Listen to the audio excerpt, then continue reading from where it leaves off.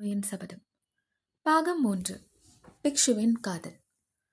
அத்தியாயம் 22. புலிகேசி ஆக்ஞை. அன்று இரவு மட்டுமல்ல, மறுநாளும் அதற்கு மறுநாளும் கூட புலிகேசி அவ்விடத்திலேயே இருந்து யோசனை செய்தார். அங்கிருந்து தெற்கே காது தூரத்தில் தெரிந்த காஞ்சமாநகரின் கோபுரங்களையும் ஸ்தூபிகளையும் பார்க்க பார்க்க அவருடைய கோபம் கொந்தளித்து பொங்கிற்று. அந்த நகரின் பாதாள காராகிரகம் ஒன்றில் நாகநந்தி சிறைப்பட்டு கிடக்கிறார் என்பதை நினைத்த போது அவருடைய கோபத்தீயில் எண்ணெய் ஊற்றுவது போல் இருந்தது. மகேந்திர பல்லவன் பேரில் எப்படியாவது பழி வாங்க வேண்டும் என்னும் எண்ணம் நிமிஷத்திற்கு நிமிஷம் வளர்ந்து சீக்கிரத்தில் வானத்தையும் பூமியையும் அலாவி நின்றது. 2 தினங்கள் இரவு பகலாக யோசனை செய்து கடைசியில் வாதாபி சக்கரவர்த்தி சில முடிவுகளுக்கு வந்தார். தமது தளபதிகளையும் பிரதானிகளையும் அழைத்து அம்முடிவுகளை அவர்களுக்கு தெரியப்படுத்தினார். அந்த முடிவுகள் இவைதான். சக்கரவர்த்தியும் முக்கிய தளபதிகளும் சைனியத்தில் பெரும் பகுதியுடன் வாதாபிக்கு உடனே புறப்பட வேண்டியது. சைனியத்தில் நல்ல தேகக்கட்டு வாய்ந்த வீரர்களாக 50,000 பேரை பின்னால் நிறுத்த வேண்டியது. அவர்கள் தனித்தனி கூட்டமாக பிரிந்து காஞ்சி நகரை சுற்றிலும் 4 காத தூரம் வரை உள்ள கிராமங்கள் பட்டணங்களை எல்லாம் சூறையாடி கொளுத்தி அழித்து விட வேண்டியது.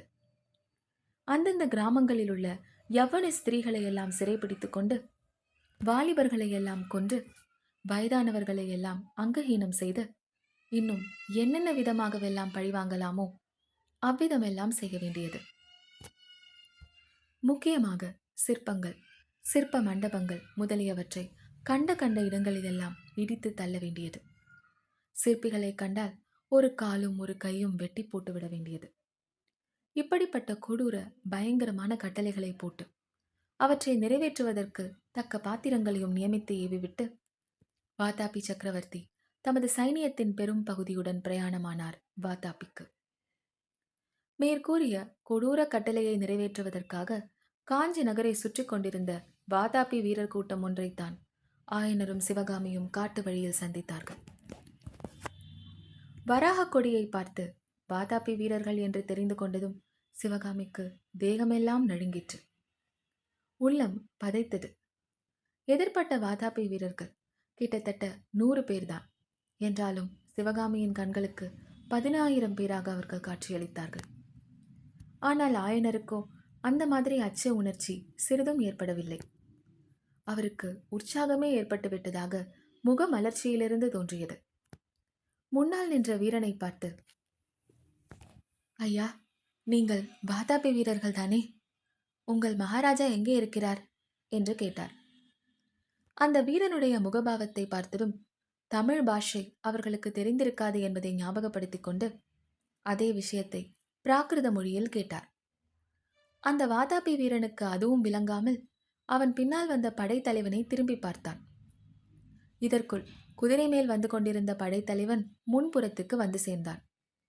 ஆயனரையும் சிவகாமியையும் உற்று பார்த்ததும் அவன் ஓஹோ என்ற ஒலியால் தனது வியப்பை தெரிவித்தான். ஏனெனில் புலிகேசியுடன் காஞ்சி நகருக்குள் வந்து பல்லவ சக்கரவர்த்தியின் சபையில் சிவகாமியின் நடனத்தை பார்த்தவர்களிலே இவனும் ஒருவன். எனவே அவர்களை அடையாளம் தெரிந்து கொண்டதும் அவனுக்கு வியப்பும் குதூகலமும் உண்டாயின. இன்னும் அவர்கள் அருகில் குதிரையை செலுத்திக் கொண்டு வந்து அவர்களை விழித்து பார்த்துவிட்டு ஆயனரை நோக்கி, என்ன கேட்டீர் என்றான். ஆயனர் உற்சாகத்துடன், ஐயா, உங்கள் சக்கரவர்த்தி எங்கே இருக்கிறார்? நான் அவரை பார்க்க வேண்டும் என்றார். தளபதி சசாங்கனின் புருவங்கள் நெறிந்தன. முகத்தில் வேடிக்கை புன்னகையுடன், வாதாபி சக்கரவர்த்தியை நீர் எதற்காக பார்க்க வேண்டும்? அவரிடம் உமக்கென்ன காரியம் என்று கேட்டான். காரியத்தை சக்கரவர்த்தியிடம் மாத்திரம்தான் சொல்ல வேண்டும், அந்தரங்கமான விஷயம் என்றார் ஆயனர். அதை கேட்டு அந்த வீரன் பரிகாச சிரிப்பு சிரிப்பதை பார்த்துவிட்டு, ஒருவேளை விஷயத்தை சொல்லாவிட்டால் வாதாபி சக்கரவர்த்தியிடம் தங்களை அழைத்து போக மாட்டார்கள் என்று எண்ணி, இருந்தாலும் உங்களிடம் சொல்லவே கூடாது என்பதில்லை. அஜந்தா சித்திரங்களின் அழியாத வர்ண ரகசியத்தை பற்றி உங்கள் சக்கரவர்த்திக்கு தெரியுமாமே? அவரிடம் அதை பற்றி கேட்டு தெரிந்து கொள்ளலாம் என்றுதான் வந்தேன். தயவு செய்து என்னை சக்கரவர்த்தியிடம் அழைத்து போவீர்களா என்றார்.